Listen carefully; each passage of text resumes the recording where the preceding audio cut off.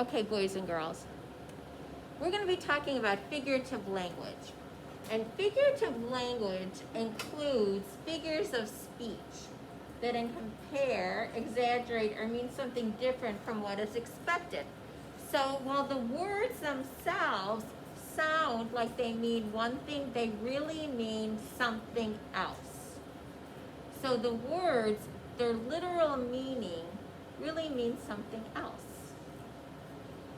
And so we have different types of figurative language. We have something called a simile. Now a simile is a comparison of two things using like or as. Has anybody ever heard the expression, I'm as happy as a clam?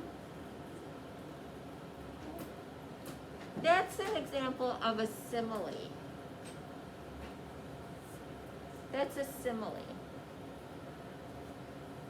Or if I keep eating all that cake, I'm going to be as big as a house. Who's ever heard that expression? Okay? That's a simile. So that's a simile. We say that. Now, is somebody ever going to be as big as a house? No. But that's figurative language. And boys and girls, we use figurative language to stress an idea, or to get readers to think about things in a new and different way. And we compare like unexpected things. So when you say someone is as happy as a clam, isn't that unexpected? Do we ever think about how happy a clam is? Are clams happy? No. But when we say we're as happy as a clam, we really think we're pretty happy, don't we? Now, another type of figurative language is a metaphor. And a metaphor is a comparison of two things by saying one thing is another thing. And here's one. You must be a walking encyclopedia to know all those facts. Now another one, and you may have heard, have you ever heard, the classroom was a zoo? Have you ever heard that one, comparing something to a zoo? Yes. Or, my teacher is a dragon. Or maybe somebody said someone was a witch. Have you ever heard anybody called a witch? Okay. That would be a metaphor. He is a night owl. Have you ever heard anybody called a night owl? What do you think that means, they're a night owl? Lucas?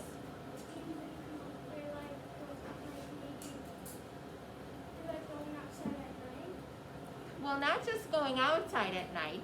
What does it mean, Bianca? They like to stay up really late. That's what a night owl is. They like to stay up late. If we said the classroom was a zoo, what does that mean? The classroom was a zoo. Evelyn? It's full of things and people. Not necessarily just full of people and things. What's going on in here? Rose? They're going wild. That's what it means if we say the classroom is a zoo. Okay, if I said, now nobody in here is named Robert, right? If I said Robert is a chicken, what do I mean if I say Robert is a chicken? Does anybody know what I mean? Evelyn?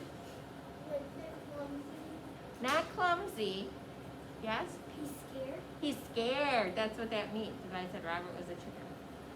Oh, if I said, Lila is the apple of my eye. Have you ever heard that expression, the apple of my eye? Yes? What do you think that means? Like pretty or really It means like that I think she's just the awesome thing. She's the apple of my eye. I just love her. Now, another type of figurative language is a hyperbole. Oh, I use these a lot. They're exaggerations that make things sound bigger, better, or more than what they truly are. Here he says, I waited for 100 years. Now, I can be prone to hyperbole. I told you 1,000,000 times to clean your room. Who's ever heard that from their mother or father? I told you 1,000,000 times. Now, they didn't really tell you 1,000,000 times, but they say that. That is a hyperbole. Or I'll say, I have a million things to do. I don't really have a million things. It just seems like I have a million things. But that is a hyperbole. Or I'm so hungry, I could eat a horse. Have you ever heard that? I'm so hungry, I could eat a horse. Now, am I really going to eat a horse? No. That is a hyperbole. It's an exaggeration. You sound like a herd of elephants running down the hall. That's a hyperbole because it's an exaggeration. That is what a hyperbole is. Okay? Now we also have idioms. Idioms is another figurative language. Remember, they're words that say one thing, but they mean something else totally. So an example, an idiom is an expression that means something different from the meaning of its individual words. I feel sick as a dog. Who's ever heard that? I feel sick as a dog. Okay. Now, I used a certain idiom last year a lot when I wanted my class to hurry up. Who remembers what I used to say to you to make you hurry up? What did I say, Hector? Shake a leg. Shake a leg. Did I want you to stand there and shake a leg? No. What did I want you to do? Evelyn? Hurry it up. Hurry it up. So that would be an idiom. There's lots of idioms. Shake a leg. Oh my gosh, we did like a bunch of them. Now I'm even drawing a blank. Can anybody think of any idioms that people say? Yes, Ava? Break a leg. Break a leg. That's a good one. I think you guys did a bunch of them. Break a leg. What does break a leg mean? Good luck. Good luck. That's a good one. Break a leg. They say that in the theater. Or you could tell somebody who has something important going on. Break a leg. Do you really want them to break their leg? No, you're wishing them good luck. Evelyn, can you think of an idiom?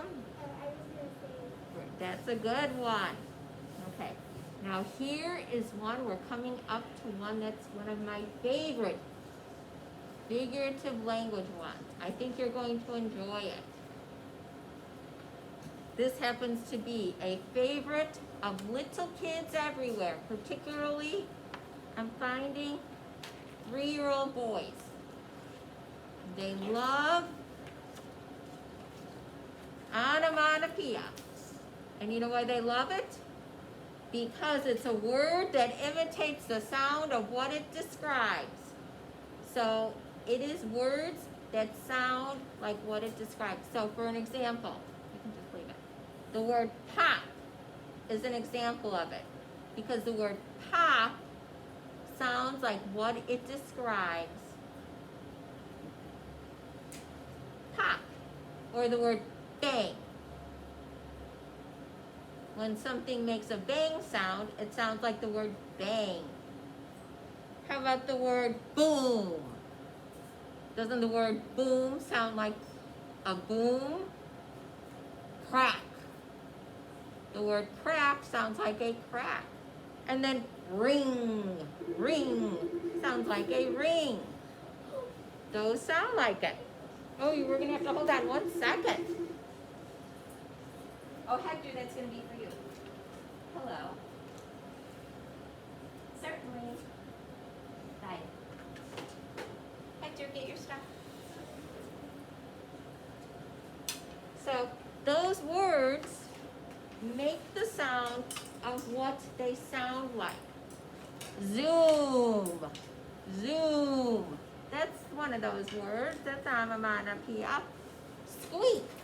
Squeak. Can anybody think of a word that sounds like that? You're going to need your reading book. Okay? Yes. Shake. What is it? Like shaking. Shake? I don't know if shake does. How about maybe, yes. Rumble. Rumble. Maybe rumble. Yes? Crunch. Crunch is one. Crunches. Yes. Crash. Crash. Crash is a good one. Yes. Okay. So those are all examples of words like that. So here's what we're going to do, boys and girls. We need our book, and we're going to look for some figurative language and Judy Moody. And I want you to turn to page, I think it's page, 45, 42. No, not 42. It might be 40. Hold on. 39 is for the title and 40 is for the. We want 40, where we're going to start to answer our questions. We want to be on page 40. We're in 10.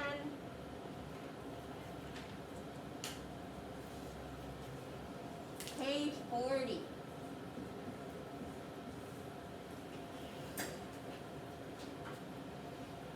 Okay.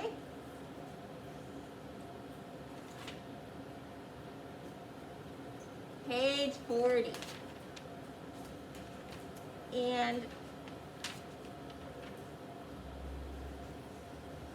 And we're looking for paragraph 10. Do you see how the paragraphs are numbered? Everybody see the numbers? And we want to look for paragraph 10. And paragraph 10 says, the desk in the back of the room where Judy had to go to chill out for the third time that day. Never in the history of Judy had she been to Antarctica that many times in a row. So what we're looking for is an idiom. Now an idiom, boys and girls, remember an idiom. I'm going to remind you what an idiom is. An idiom is an expression that means something different from the meaning of its individual words. Do you see an idiom on that page? Yes. Chill out, perfect. Chill out is an idiom. So what I want you to do is write for the answer to number 1 is chill out. Good, chill out. Number 1 is chill out. Because that's an idiom. Chill out.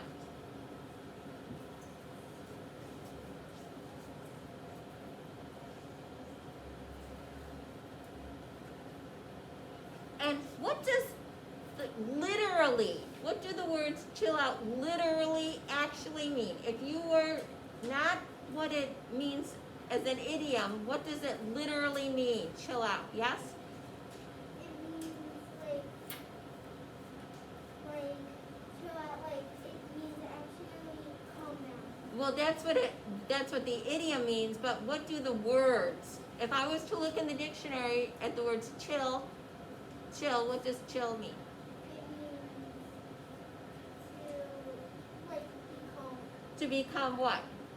Become chilly or cold. Cold, to become cold, okay? So to become cold is what chill means, to become cold.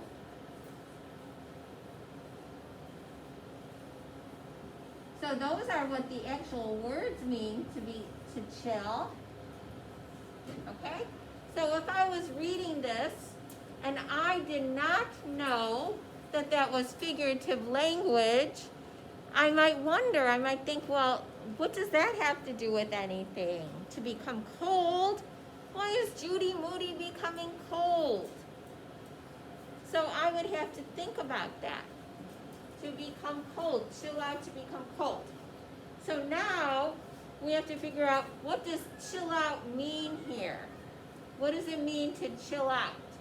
Why is she chilling out? Yes. To calm down. To calm down. So she needs to calm down. Who wants her to calm down? Her teacher, What's her teacher's name? Mr. Todd. Mr. Todd wants Judy to calm down.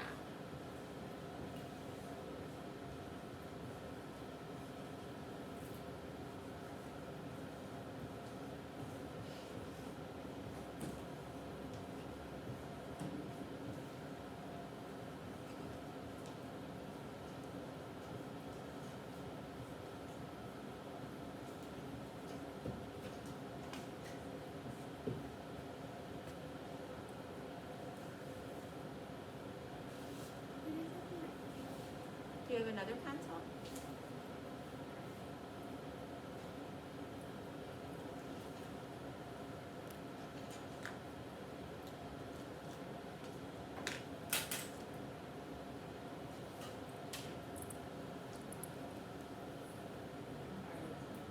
Okay, so Mr. Todd wants Judy to calm down.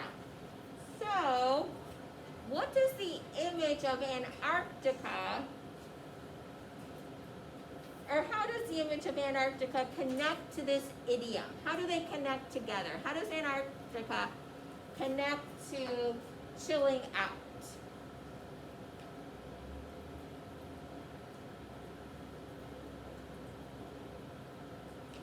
What do we know about Antarctica? Yes, Lucas? Antarctica is very cold. Oh, I can't remember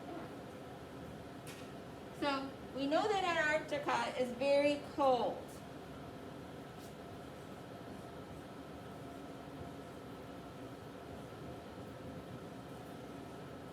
I hope I spelled it, I keep spelling it. Antarctica is very cold. Okay?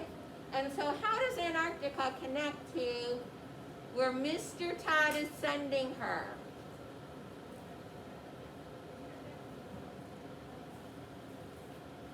So why is Mr. Todd sending her to Antarctica? Gabe? To calm down. So it's the name of where Mr. Todd sends students to calm down. It's the name of the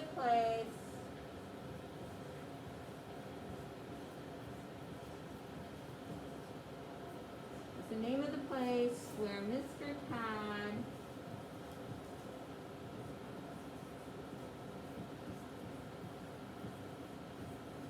sends students to calm down.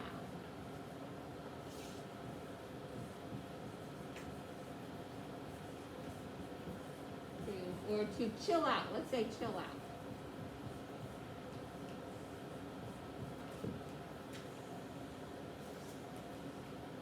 Yes. Hurry. Hurry, hurry. Okay, so he sends them there to chill out.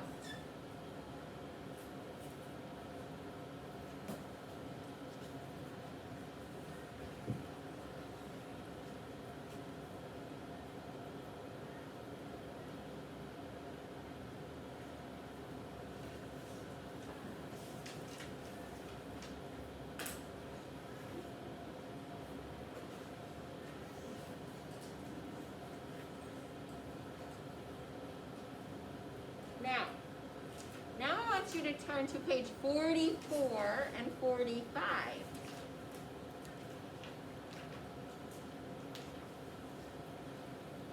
And I want you to look in paragraph 35. Paragraph 35.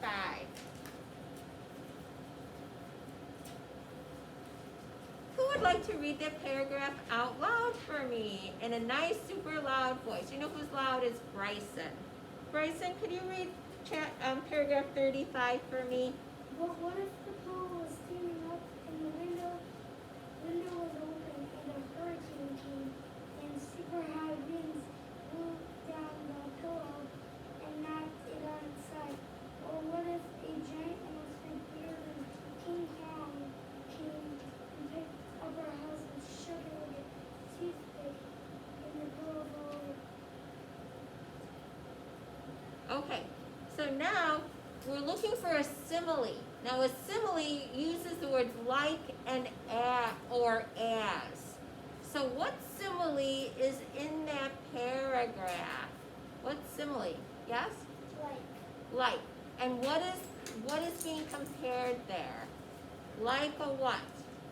A toothpick. Like a toothpick. Very nice. So we're going to say like a toothpick. What's being compared to a toothpick?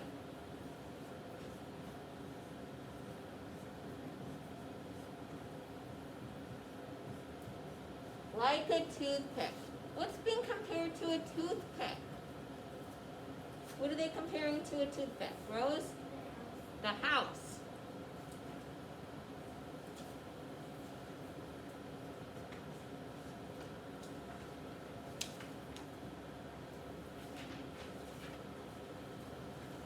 Let's all get that written down, and then I'm going to go, well, number 6. I can fit number 6 here because it's an easy answer. Now, is a house literally like a toothpick?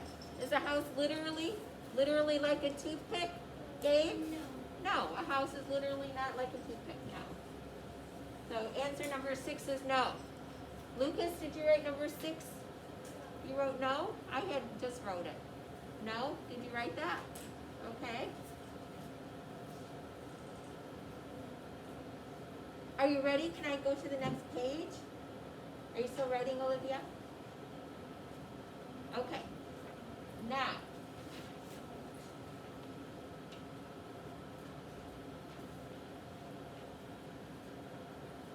number 7. Why does Stink use this simile? Why does Stink use that simile? Why does he say that?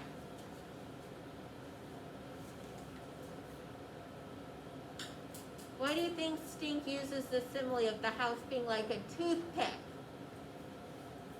Why does he say that? Lucas, why do you think he says that? Because King Tom is really dead. Because why? Because King Tom is really dead. And King Tom looks like a little tiny toothpick. Yeah, because that giant monster could pick up a toothpick easily, right? And so it would be easy for him to pick up that house. And could you pick up a toothpick easily? You could pick up 1,000 toothpicks easily, couldn't you? You could pick up 2,000 easily if they're all in a box. How heavy is a toothpick? Is it heavy? No, a toothpick is not heavy. So why would Stink use this? To tell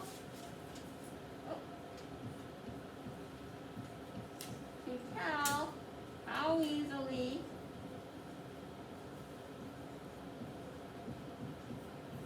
I think what's the monster's name? Is it King Kong? To tell how easily No. Oh, a giant monster. How easily a giant monster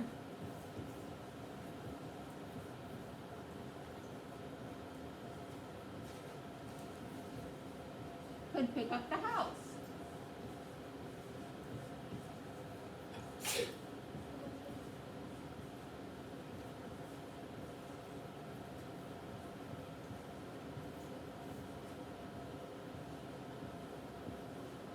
Okay, to tell how easily a giant monster could pick up their house.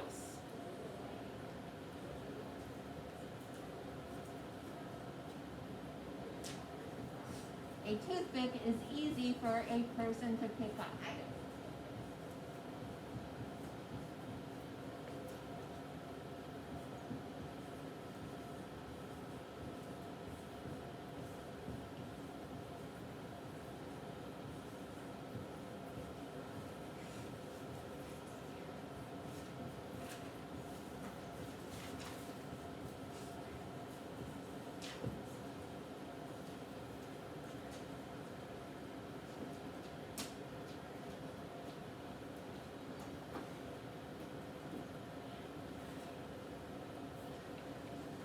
Okay.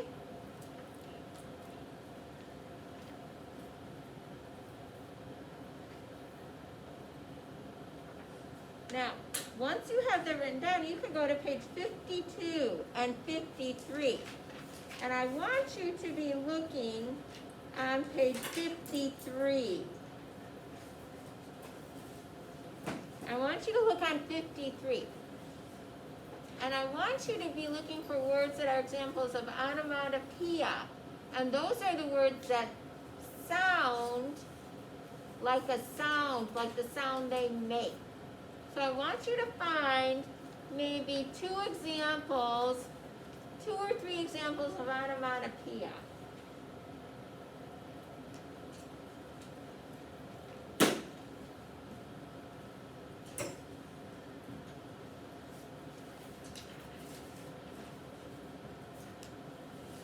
So we'll give people time to get there because people are still writing, and then we'll give people a chance to get to those pages, to get to page 53. 53.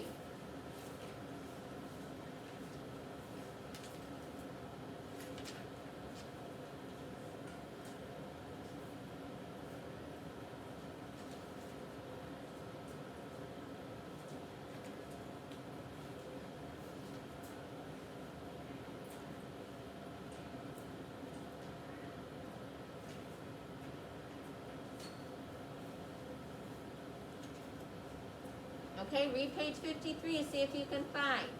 There are 3 words that are examples of onomatopoeia. That is, boys and girls, a word that imitates the sound of what it describes, like pop, crack, boom, ring. See if you can find any words that are making the same sound as what they sound, that imitates that sound.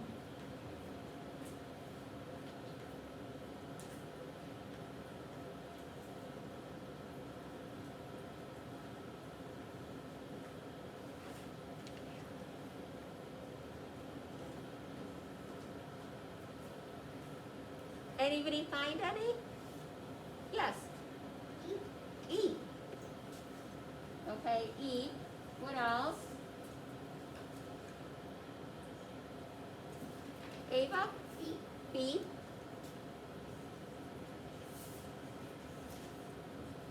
There's one more. Yes? Yippity. Yippee. Yippee. You know what? We didn't count it before, but I guess we could do yippee. It's not really any type. You know what? No, don't do yippee because that. Yeah, I guess we could do yippee.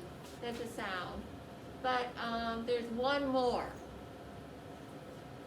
Yes? Bianca?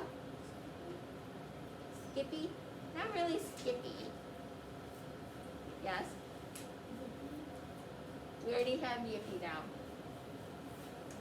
There's one more. It's in sentence 104. Sentence 104, yes. Wow. No. Sentence 104. Yes? No? Yes? Fluffy. No. It's in sentence 104. Look at 103. 104. It's right after sentence 103, then 104. Yes? Time. No. None of those words are in that sentence. It's in the sentence after eat, beat, which is the first sentence. Look in the second sentence after that. Yes? Zoom. Zoom.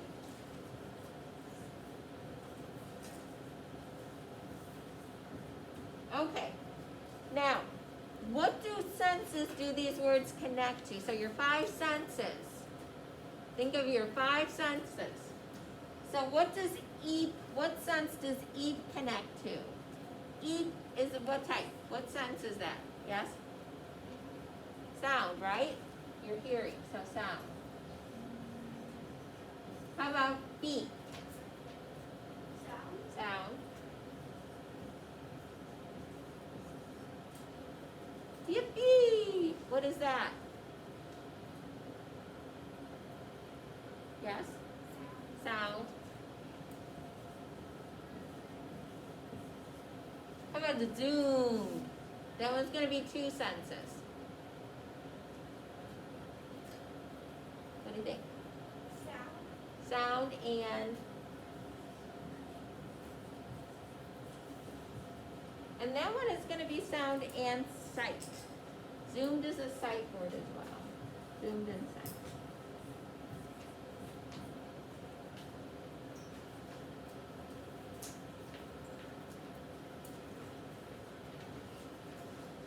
Okay, boys and girls?